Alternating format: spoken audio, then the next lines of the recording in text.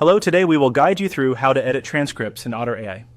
To get started, open Otter.ai in your web browser and make sure you're on the main Otter homepage. This is where you can access your recordings, conversations, and saved transcript files. If you're already signed in, you should be taken directly into your workspace. If not, sign in first so you can view the content available in your account.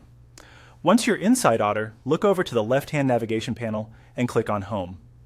This section serves as the central hub for your account, and it's usually the easiest place to find recent files and recordings. Using the home area helps you quickly locate the transcript you want to work on without needing to search through multiple sections. From there, click on the sample recording. In this example, the sample recording is being used to demonstrate the editing process, but the same steps apply to other recordings in your workspace as well. Opening the recording will take you into the detailed view, where you can switch between different ways of reviewing the content.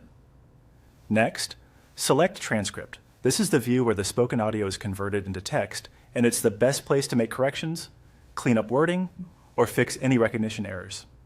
If Otter has created a transcript automatically, this section lets you review it line by line so you can improve accuracy.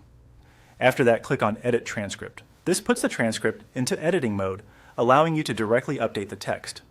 At this point, you can click into the transcript and begin making your changes. This is useful for correcting misspelled words, adjusting punctuation, or refining phrases so the final transcript is easier to read and more accurate to the original audio. Take your time while editing, especially if the recording includes technical terms, fast speech, or multiple speakers. A careful review can make the transcript much more useful for sharing, note-taking, or documentation later on. Once you've finished editing, go to the top right corner and click Done. This exits editing mode and saves your updates so the revised transcript reflects your changes. And that's it. You've successfully edited a transcript in Otter AI.